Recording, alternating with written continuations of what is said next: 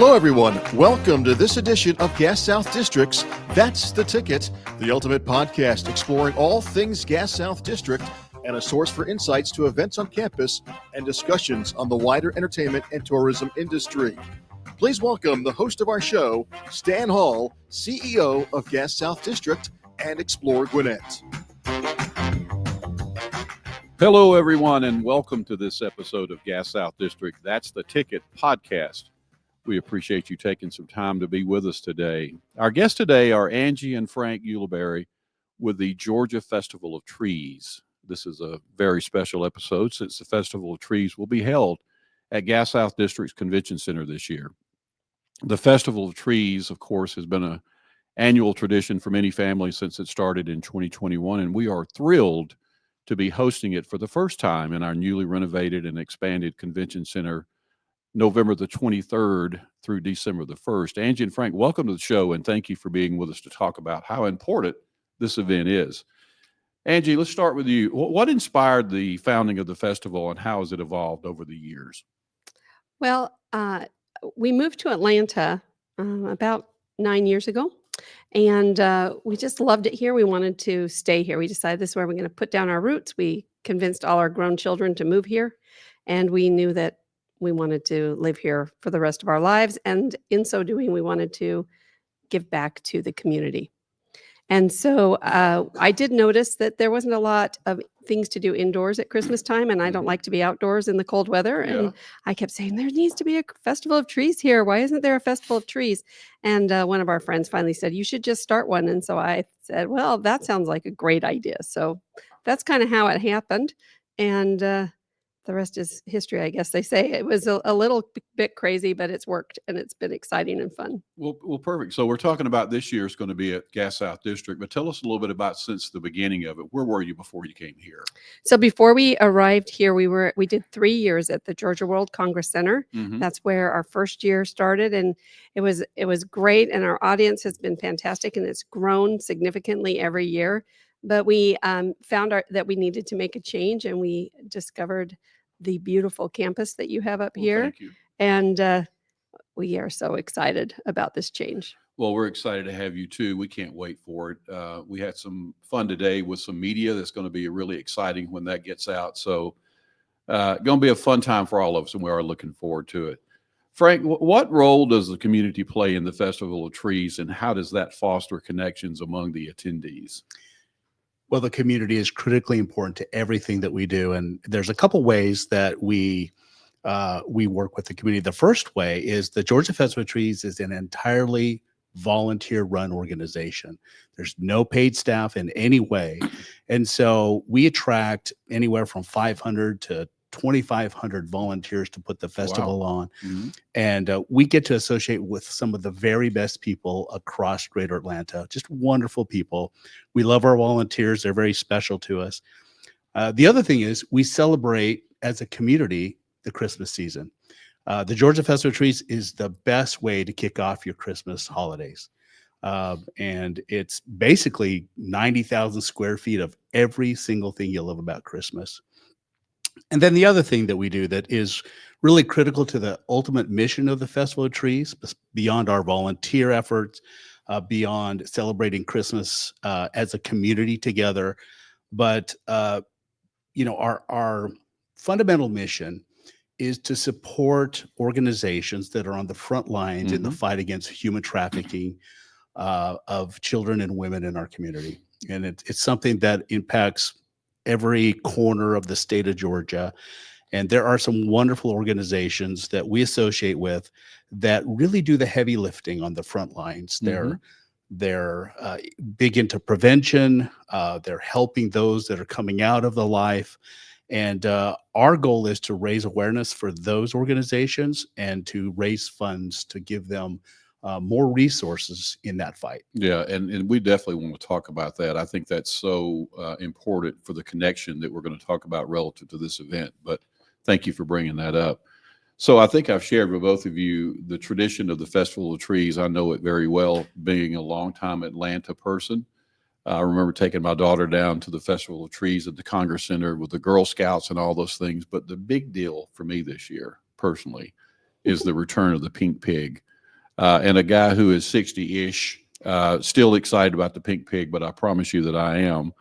Tell us a little bit about the history. How did that come back forth for this event with you guys getting involved? Well, how did that all occur? Well, it's kind of a fun story. So the first year, like I said, we're new to Atlanta. So that when we started the festival, the first questions people started asking was, "Are you going to bring back the pink pig?" And that meant absolutely nothing to me. It sounded a little weird. And so at first I had to discover what that was. Right. And then I thought, good heavens, no. I mean, that was my answer. I had no idea what that would how would we do that? So I kept tabling it and kept saying no, and I hate to say no. So over time, the question kept coming up, and my husband here, who's just a wonderful, tenacious person, he was determined he was going to figure out how to get his hands on this pig. And so he put a little group of people together, and they hunted down until they got a hold of the right people at Macy's. And we sat down and had some really great conversations with Macy's, and they agreed to let us use the trademark, the pink pig, and to create a new pink pig for this new generation, I guess is the best way to put it. So we have set out to create a new pink pig ride that will feature Penny, who is Priscilla's granddaughter. So we're keeping it in the family. Priscilla did her work for many, many years, and she's retired, and Penny has taken up Penny's the the new job. pig in town. Penny's the new pig, yes. Okay. So that's how that came about, and we couldn't be more thrilled. Macy's is top-notch. I was sharing with some folks this morning during the media event about the history of the pink pig in Atlanta. Started at the old Riches downtown, and it was sort of a monorail type thing. Looking back on it as an adult, probably not the safest ride that any child has ever been on. But then traveled over to Lenox for a while. So the presentation this morning of the new pink pig was exciting, and I could tell some other people who knew the history a little bit about this is so cool to be able to bring the pink pig back to the Festival of Trees and do it here at Gas South. Tell me about you mentioned about understanding the history of it, but what did you do to prepare for what the new pig was going to look like as far as the ride goes? So that was a little scary. It was like, oh my goodness, we have a lot to live up to. Yeah. I mean, it's quite a history.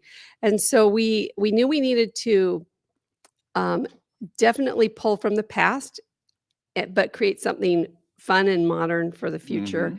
So we took the best parts of Priscilla and we put it into Penny. And then we realized that we needed a ride that would work in our setting at the festival. And so we thought that an open air trackless train was the best way to utilize our space to tell Penny's story, to create that nostalgic feeling that the pink pig gives people. The Christmas feelings of yesteryear can be very strong and powerful in evoking a lot of positive emotion. So we definitely wanted to create an opportunity for Penny to tell her story, to talk about her grandmother, to talk about how important Christmas is and Christmas tradition. And so I think we succeeded. So Penny takes you on a tour of the Georgia Festival of Trees and shares her thoughts and feelings about her, about Christmas and family and those things. Well, comparatively speaking, for someone who might have ridden the old one, I think this is a big step up for what we have here.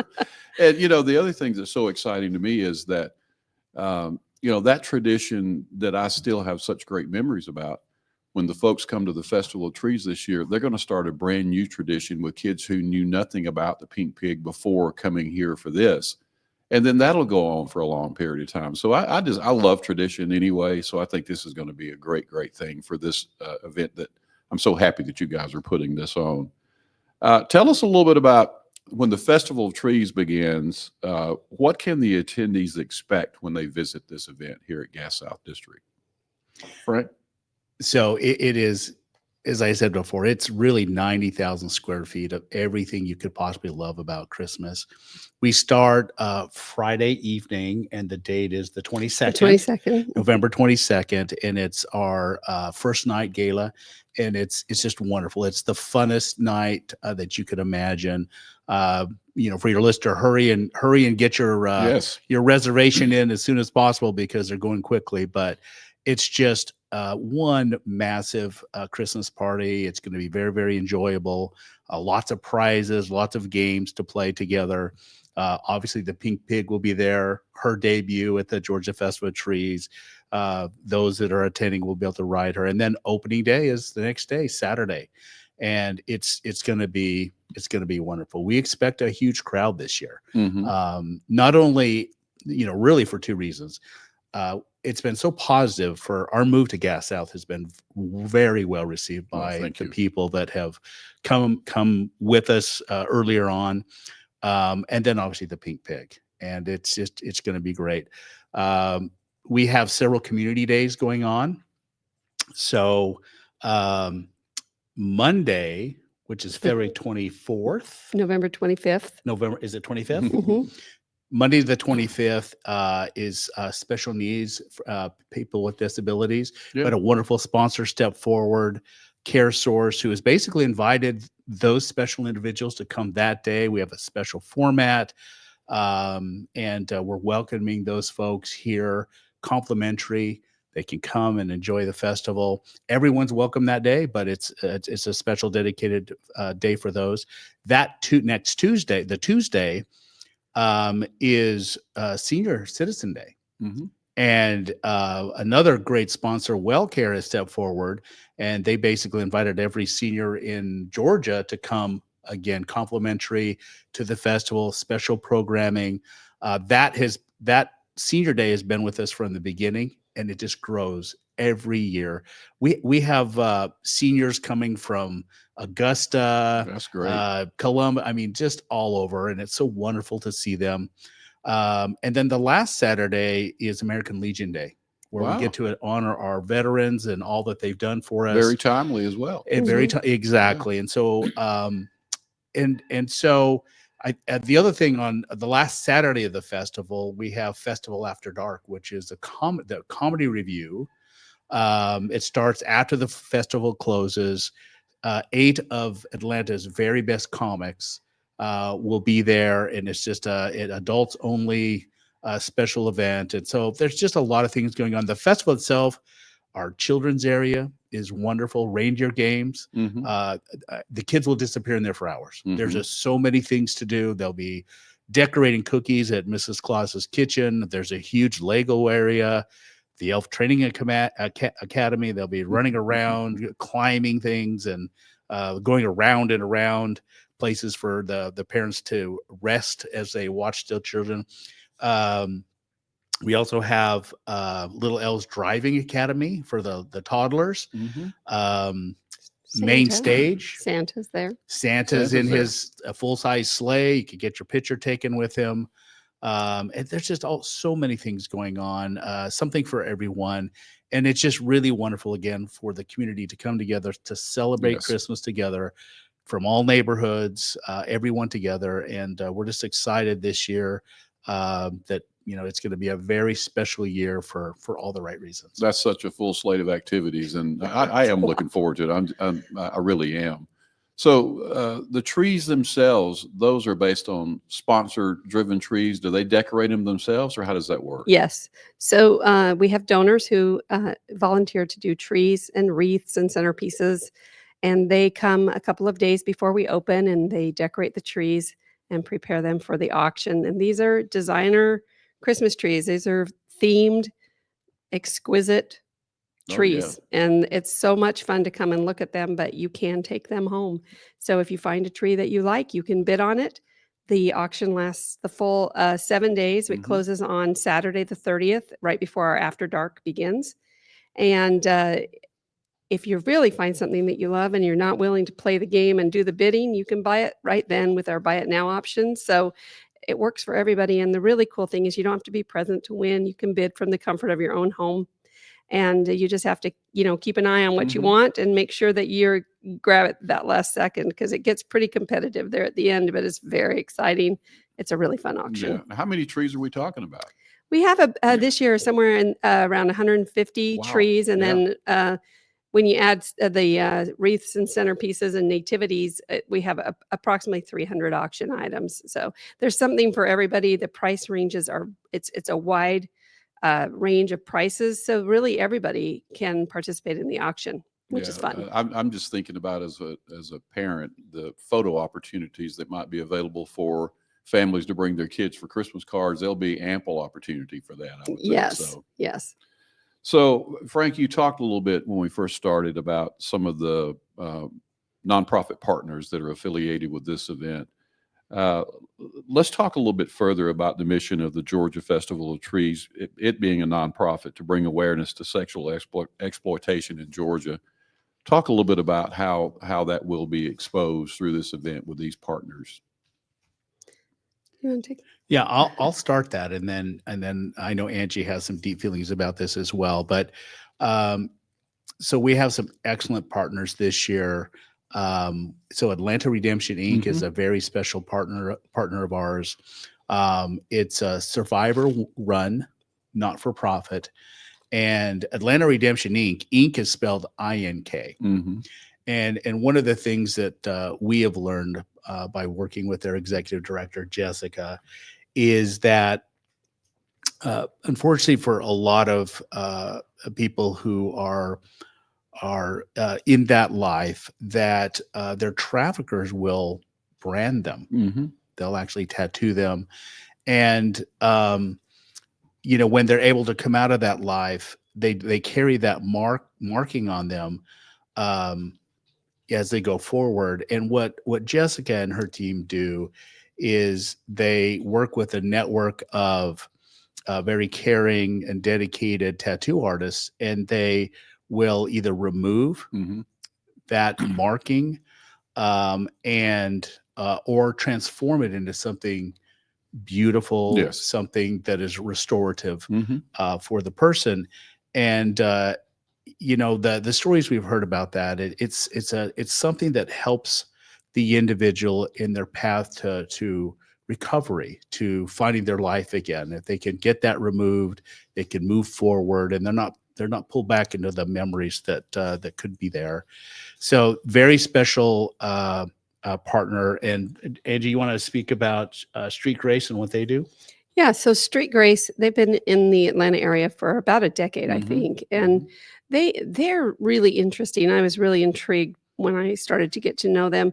They're very prevention driven. They do a lot of education of children and parents and people who work with children to help them understand the risks that are out there.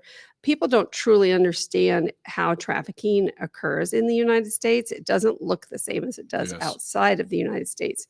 And so really the risk to our children is inside our own homes. It's not out on the streets where you would think kids are snatched off the streets.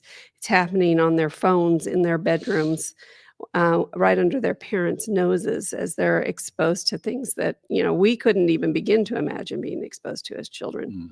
So that Street Grace works really hard to educate families about these risks and how to have open conversations about your children to help keep them safe.